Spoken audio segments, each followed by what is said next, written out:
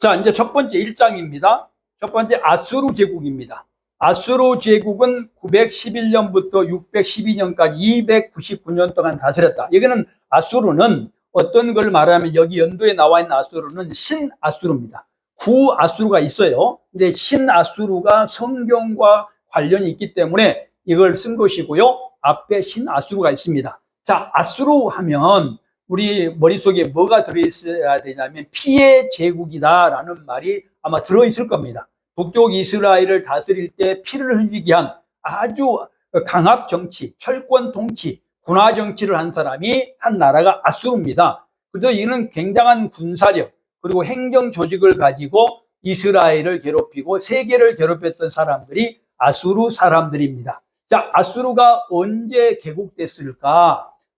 개국된 것은 아까 말씀드린 대로 구아수르는 2000년 전입니다. 주전 2000년 전에 세워졌고, 우리가 말하는 신아수르, 성경과 관련된 신아수르 제국은 아까 말한 911년에 세워져서 612년까지 299년을 다스린 그런 나라가 신아수르다라고 우리는 말할 수 있습니다.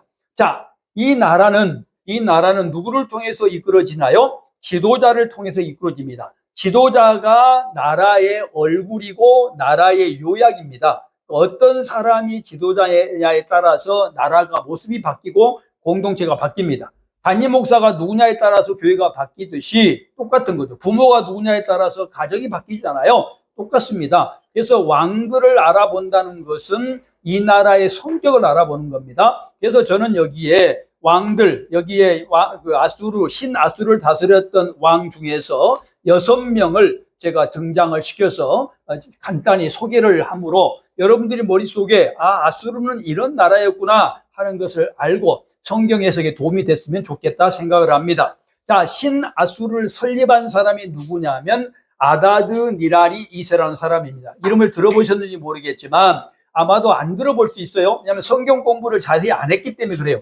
자꾸 성경이 어렵다고 생각하고 안 하고 내 마음대로 말을 하기 때문에 그렇습니다. 성경은 깊이 공부를 해야 돼요. 그래서 성경을 알려면 이 사람을 알아야 되는 거죠. 이 사람이 신아수르의 초대 왕인데 이 사람은 옛날에 고대 아수르가 이게 땅을 많이 뺏겼습니다. 근데 그 땅을 다시 찾고 제국의 기틀을 세운 사람이고요. 특별히 아수르 당시의 최강대국이 신바벨론이었어요. 바벨론도 구바벨론, 신바벨론이 있는데 우리가 말하는 나라는 신바벨론입니다. 신바벨론과 경쟁 관계에서 적수 관계였다고요. 그런데 이 사람이 아다드 니라리 2세가 바벨론을 이기고 아수르를 세운 그러한 출발자라고 볼 수 있습니다. 두 번째는 디글랏 빌레셋 3세입니다. 우리 성경에 많이 나오죠. 디글랏 빌레셋 3세. 이 사람이 통치하게 되는데 이 사람은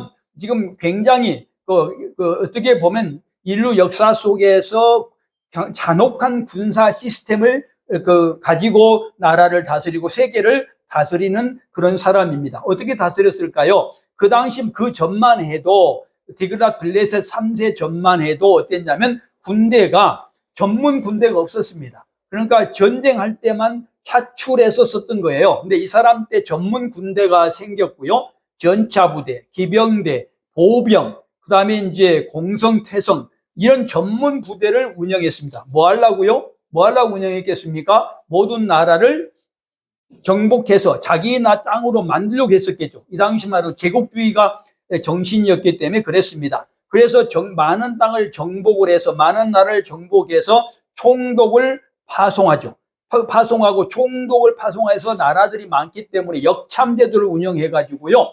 역참제도를 운영해서 뭐합니까? 그 나라를 완전히 중앙 집권적으로 다스리는, 그래서 어떻게 보면 아수르의 최고의 전성기를 맞이했던 사람이 이 사람이라고 볼 수 있습니다. 사실 이 사람과 관련된 사람이 북이스라엘의 16대 왕 므낫세죠. 므나헬이죠. 므나헬이 종을 얼마나 바쳤다고 되어 있어요? 1000달란트를 바쳤다고 되어 있습니다. 제가 오늘날로 계산해 봤어요. 오늘날 돈으로 계산해 보니까 약 4천억에서 6천억 원입니다. 4천억 원에 6천억 원을 뭘로 바쳤어요? 조공으로 바쳤다고요. 그만큼 어땠다? 디글랏 빌레셋 3세가 굉장히 강한 사람이었다는 걸 알 수 있죠. 이것이 지금 뭐예요? 바로 아수르의 성격이라는 것이죠. 특별히 이 사람은 어떤 정책을 쓰냐면 양방향 이주 정책, 이중 정책을 쓴 겁니다. 어떻게요? 예를 들면 좀 더 설명을 더 하겠습니다만은 북쪽 이스라엘을 멸망시키고 거기에 다른 나라 사람들, 아수르 사람뿐만 아니라 다른 나라 사람들을 그곳에 이주시키고 이쪽에 이스라엘에 있는 사람들을 아수르로 데려가서 자기 필요하도록 사용하는 정책. 이게 이주 정책입니다. 이주 정책을 디그닷 빌레셀이 썼다라는 것입니다. 왜 그랬는가는 나중에 또 설명을 드리겠습니다. 사르곤 2세, 우리가 너무 잘 알고 있는 사람이죠. 사르곤 2세는 사르곤 왕조를 세운 매우 탁월한 사람입니다. 특별히 사르곤 2세는 아수르를 세우고 건축이라든가 이쪽에 신경을 많이 쓴 사람이고요. 사마리아 사람들을 2,790명, 2,790명 비문에 나와 있습니다. 이 사람들을 엘리트들을 데려간 사람이 사르곤 2세라는 그러한 사람입니다. 사실 신도시를 건설해서 화려한 궁전을 건설하고 그리고 나서 가장 중요한 지구라트는 뭐냐면 천국에 올라가는 계단입니다. 그 계단식의 어떤 그러한 성전이죠. 그런 것을 세워서 자기들 나름대로의 최고의 국가로서의 모습을 세웠던 사람이 사르곤 2세였습니다. 그러니까 이렇게 하려면 다른 나라 사람이 굉장히 고통스러웠겠죠. 이스라엘도 고통스러웠고 그랬을 겁니다. 특별히 이 사람은 누브르 박물관에 있는 나마소라는 작품인데 들어보셨을 거예요. 사람 얼굴을 한 날개 달린 황소상, 나마소인데 누브르 박물관에 있는데 이것은 지금까지 고대 예술품 중에서 매우 뛰어난 예술품입니다. 누가 만들었냐면 사르곤 2세가 만들었다. 이렇게 하기까지는 어땠다고요? 굉장히 많은 사람이 고통을 받았을 거라고 생각을 할 수밖에 없는 것입니다. 그러니까 식민 정책을 통해서 이렇게 하고 있는 거죠. 네 번째는 사네립이라는 사람이죠. 사네립도 많이 들어봤죠. 사네립은 누구와 연결되어 있어요? 히스기야 왕과 연결되어 있죠. 히스기야 왕 때 이 사람을 방문해서 히스기야 왕이 궁궐이라든가 성전을 다 보여준 사람이 사네립이라는 사람입니다. 이 사네립의 특징이 뭐냐면 자기 아버지가 두루사루킨이라는 사람인데 이 사람이 전사합니다. 아버지가 전쟁에서 죽어요. 그래서 어떻게 돼요? 이게 기분 나쁘다. 수도가 기분 나쁘다. 그래 수도를 옮긴 사람입니다. 여러분 아수르 수도하면 어떤 도시가 생각나세요? 니느웨죠. 니느웨가 생각나잖아요. 니느웨를 사네립이 세운 겁니다. 그러니까 니느웨를 신도시를 사네립이 세워서 이걸 수도로 한 거예요. 이유가 뭐라고요? 자기 아버지가 전사했기 때문에 기분 나쁘니까 새롭게 바꾸자 그래서 니느웨로 가서 니느웨 땅에다가 수도를 만든 사람입니다. 그래서 운하와 수르를 만들고 그리고 거기에 사네립이 히스기야 왕이 와서 압박을 하고 감옥에 가둔 것처럼 돈을 내라라고 그러고 조공을 바치라고 했었던 사람, 이 사람입니다. 이 사람이 언제 죽어요? 친아들의 681년 친아들들에게 죽습니다.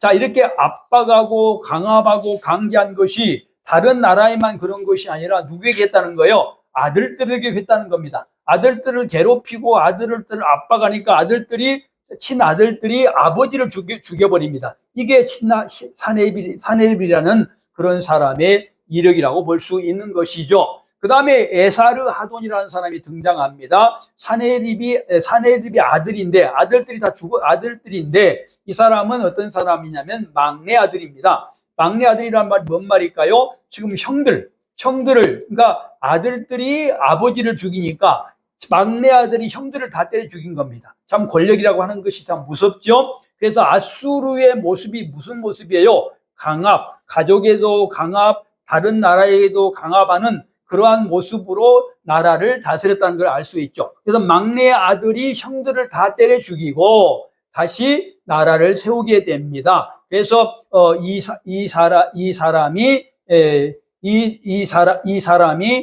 아수르를 많이 발전을 시킵니다. 근데 이 사람은 뭐가 두렵겠어요? 형제가 두렵겠죠. 그래서 두 아들이 있었는데 아슈르 바니팔과 샤마슈 우킨이라는 아들이 있었습니다. 그래서 이 아들들을 두 개로 나눕니다. 그래서 어떻게 돼요?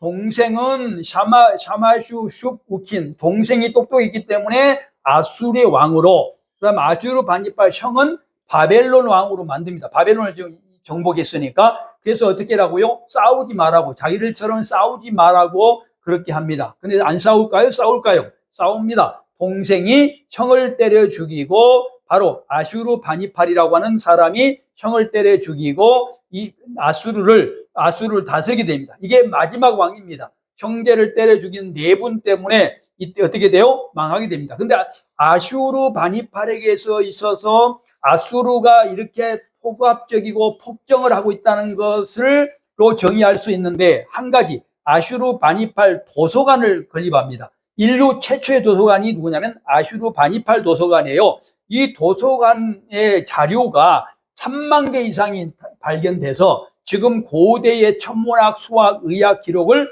우리가 알 수 있다. 다시 말하면 아슈르 바니팔은 강압적이면서도 학문에 매우 능력이 있는 학문적인 그러한 사람이다. 근데 비문에 뭐라고 되어 있냐면 나는 신이 준 지혜로 서판의 기술을 배웠으며 그 누구도 읽지 못하는 고대 어려운 글자들을 읽을 수 있다라고 자기 비문에 세울 정도로 굉장히 지적인 인물이었다. 어쨌든 그러나 네 분 때문에 이들이 멸망할 수밖에 없었다라고 612년에 그 권력 다툼을 통해서 니느웨가 함락되고, 그리고 이제 어떻게 됩니까? 바벨론이 통치하게 되는 그러한 일이 일어난다. 다시 말하면 아수르라는 나라는 되게 폭력을 가지고 내부도 다스리고, 독재죠. 군합발로 다스리고 외부도 다스리는 것이었다. 처음에는 굉장히 발전한 것 같았지만 결국 이것이 어떻게 됐다고요? 멸망의 출발이 됐다. 폭력이라고 하는 것은, 독재라고 하는 것은 절대로 있을 수 없다는 것을 우리들에게 교훈으로 남겨주면서 아수르도 물러가게 되는 것이죠.